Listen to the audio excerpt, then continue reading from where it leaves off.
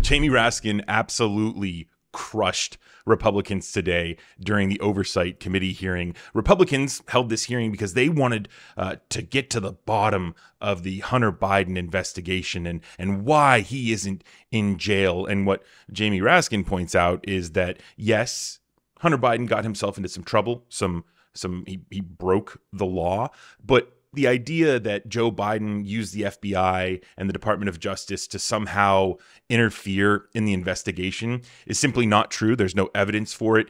And as a matter of fact, Joe Biden actually went to great lengths to not interfere with the investigation. At today's hearing, we're going to hear about wrongdoing by Hunter Biden, who's pleading guilty on 2 tax charges and a gun charge next week. We'll hear about the back and forth among investigators, prosecutors, and a Trump-appointed U.S. attorney, over a dozen people who spent 4 years investigating the president's son.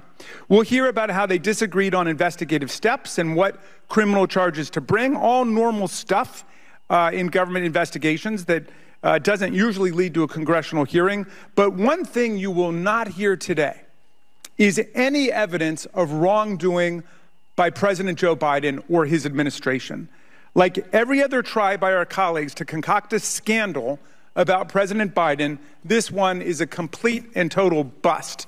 In fact, the ongoing case that the majority invites us to interfere with today is actually a striking illustration of the success of the American system of independent prosecutors operating under the rule of law and outside the realm of the kind of political influence my colleagues are trying to exercise today. So what happened? Well, the son of the sitting president of the United States lost his brother and then lost his way badly back in 2015.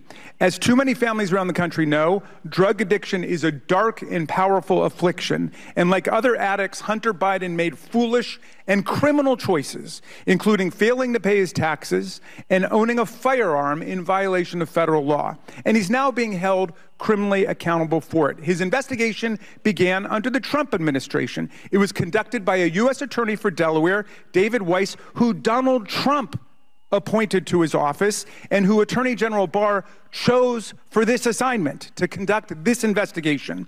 In his final press conference in December of 2020, Attorney General Barr expressed full confidence in Weiss's work, saying it was, quote, being handled responsibly and professionally within the department, and to this point I have seen no reason to appoint a special counsel, and I have no plan to do so before I leave. Furthermore, Joe Biden never publicly questioned or challenged this prosecution.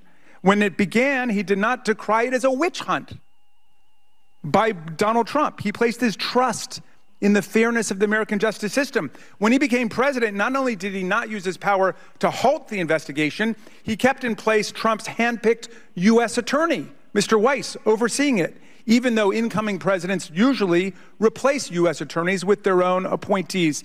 And his attorney general, Merrick Garland, made sure that Mr. Weiss, appointed by Donald Trump, had full authority and resources to pursue this probe and charge it however and whenever he saw fit in any district in the country.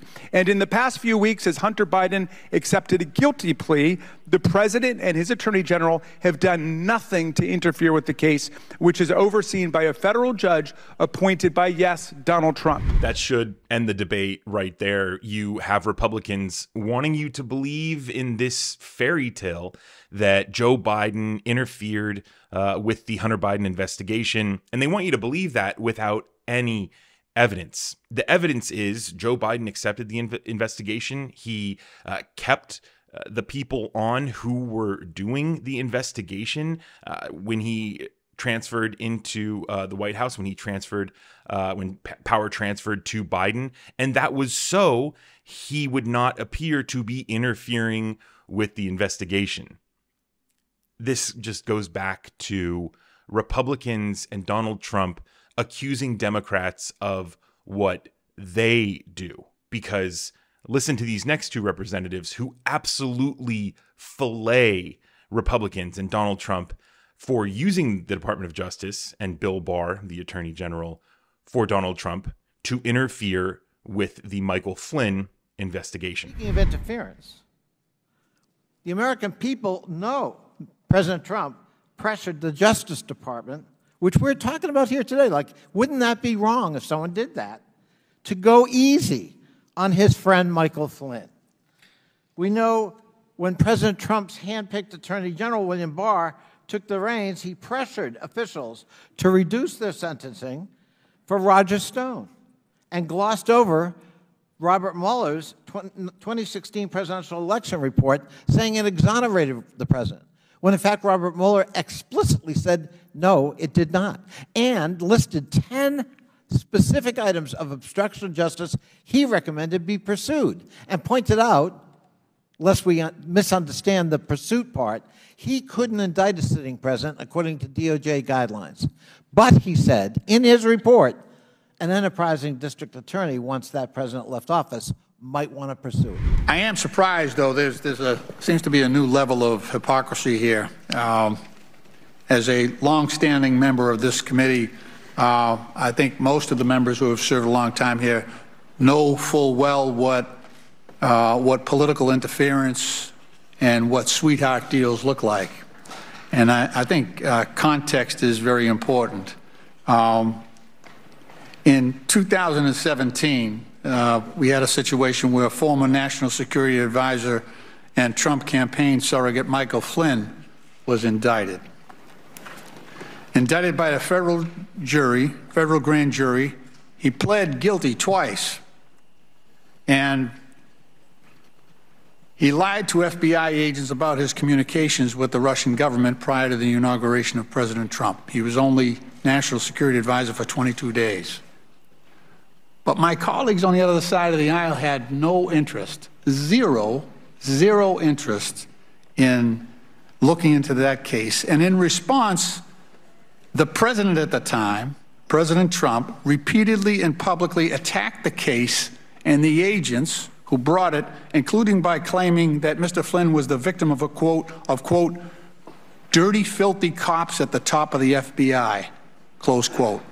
He also described the prosecution as a disgrace and claimed that those who investigated Mr. Flynn were guilty of treason. Those are public statements made by a sitting president attacking the FBI.